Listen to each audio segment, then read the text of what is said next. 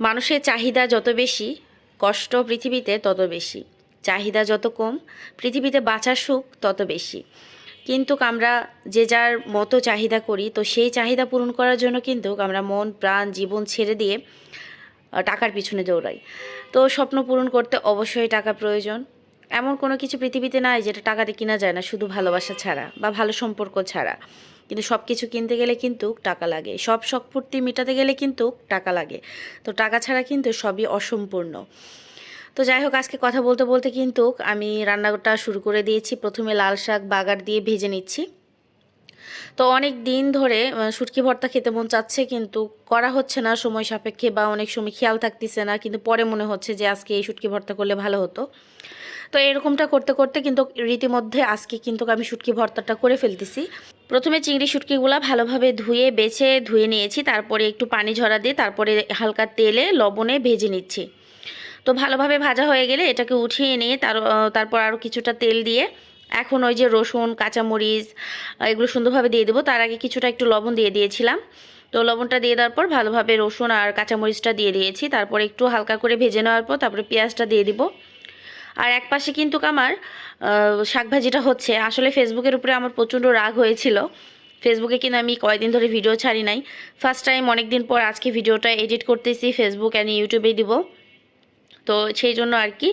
তো যাই হোক, ফেসবুকে আমার যারা ফলোয়ারেরা আছেন অবশ্যই একটু বেশি বেশি করে আমার চ্যানেলটাকে সবার সামনে নিয়ে যাবেন, বেশি বেশি করে শেয়ার করবেন আর ভিডিওটা দেখবেন, কমেন্ট করবেন। তো তাহলে তো আগ্রহটা বাড়ে। কিন্তু আমার ফেসবুকে যে এত লোক, তবুও কিন্তু আমার ফেসবুকে ফলোয়ার কম অ্যান্ড সাবস্ক্রাইব।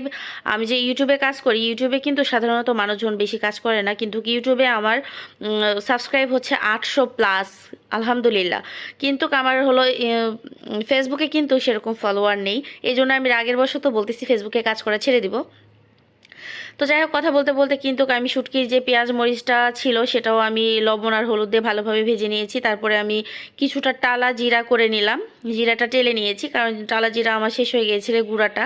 তো যেহেতু আজকে ডিমের ঝোল রান্না করব, সেজন্য আমি জিরাটা টেলে নিয়েছি। এখন হলো ব্লেন্ডারে গুঁড়া করে নিলে জাস্ট হয়ে যাবে। আর এদিকে কিন্তু আমি এখন ওই যে বাগার দিয়ে দিয়েছি ডিমের ঝোলের জন্য। নর্মালি যে ডিম ঝোলটা আমি রান্না করি সেটাই আমি আজকে রান্না করব, কিন্তু ডিমটা আস্ত না দিয়ে আজকে আমি ভেজে দিব। তো প্রথমে পেঁয়াজ কাঁচামরিচ গরম মশলা দিয়ে ভালোভাবে বাগার দিয়ে নিয়েছি, তারপরে পানি দিয়ে আস্তে আস্তে ঝাল লবণ হলুদ বাটা মশলা দিয়ে ভালোভাবে মশলাটা কষিয়ে নিচ্ছি। এখন হচ্ছে দিয়ে দিব আলু। তো আলুটা একটু বড় বড় করে ছিলে রেখেছিলাম তখন, তো ভালোভাবে হাতের সাহায্যে ভেঙে আলুটা দিয়ে দিব। তো দিয়ে দেওয়ার পর ভালোভাবে একটু আলুতে একটু হাতটা ভালোভাবে মানে হাতে যেগুলো আলুগুলো লেগেছিল সেগুলো একটু ভালো করে ধুয়ে দিয়ে দিয়েছি একটু করে পানি।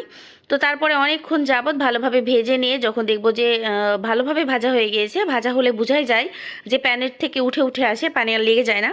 তো সে পর্যায়ে কিন্তু আমি কিছুটা পানি দিয়ে কষানোর জন্য দিয়ে দিয়েছি। আর এখানে 4টা ডিম আমি ভেঙে নিচ্ছি। 4টা ডিম আজকে ভেজে রান্না করব। ইচ্ছা করলে কিন্তু আমি গোটা ডিম রান্না করতে পারতাম, কিন্তু একক জিনিসের একক স্বাদ, একটা তরকারির একক রকম টেস্ট আসে আর কি।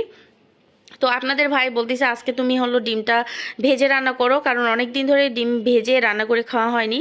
ডিমের ঝোলটা কিন্তু ভেজেও অনেক ভালো লাগে, মানে ডিমটা অনেক ভালো লাগে। ডিম মশলা দিয়ে ভাজা হয়, তারপরে যে আপনার ঝোল ঢুকে অনেক ফুলে ওঠে।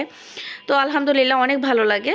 তো এখন সুন্দরভাবে ডিমে ঝাল লবণ হলুদ দিয়ে ভালো করে হচ্ছে ফেটিয়ে তারপরে হচ্ছে হালকা একটু তেল দিয়ে ভালোভাবে ভেজে নিচ্ছি। তো এখানে 3 পিস করে আমি তারপরে তরকারিতে দিয়ে দিব। আর ইতিমধ্যে কিন্তু আমার তরকারি কষানোটা হয়ে আসছে, এখন তরকারিতে ঝোল দিয়ে দেবো।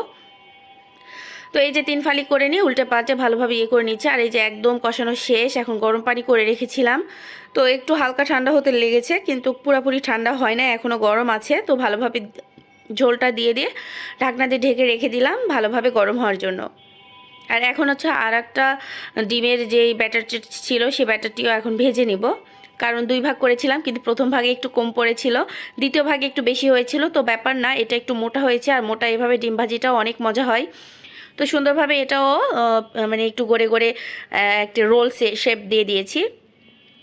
তো এখন আর একটু তেল দিয়ে ভালোভাবে এপিট উপিট করে উল্টে উল্টে ভেজে এখানে 4-5 পিস করে নিয়েছি, 4 পিস আর কি করেছি। তারপরে সুন্দরভাবে এই যে ঝোলের বলক চলে আসছে, এখন যে 3 পিস ডিম যে ভেজে রেখেছিলাম সেটা দিয়ে দিয়েছি। আর এই পিসে একটু যেহেতু মোটা আর বড় হয়েছে, সেখানে আমি 4 পিস করেছি। আর এগুলো দিয়ে দিব, দিয়ে দেওয়ার পর টালা জিরা দিয়ে জাস্ট নামিয়ে নিব। আর আজকের রান্নাবাড়ি আপনাদের কাছে কেমন লেগেছে অবশ্যই কমেন্টে জানাবেন। আজকের সব তরকারি কিন্তু অসাধারণ, যেমন লাল শাক ভাজি, শুটকি মাছের ভর্তা, আর হচ্ছে ডিম ভেজে আলু সেদ্ধ ঝোল, তো সবগুলো আমাদের অনেক পছন্দের খাবার। তো আপনাদের কাছে কোনটা সব থেকে বেশি পছন্দ অবশ্যই কমেন্টে জানাবেন। আর আজকের রান্না কেমন লেগেছে অবশ্যই সেটাও কমেন্টে জানাবেন। ভালো লাগলে লাইক কমেন্ট শেয়ার দিয়ে আমার পাশে থাকবেন। দেখা হচ্ছে নেক্সট ভিডিওতে। ততক্ষণ পর্যন্ত আপনারা সকলে ভালো থাকুন, সুস্থ থাকুন, আমার জন্য অনেক অনেক ভালোবাসা রাখুন। আল্লাহ হাফেজ, আসসালামু আলাইকুম।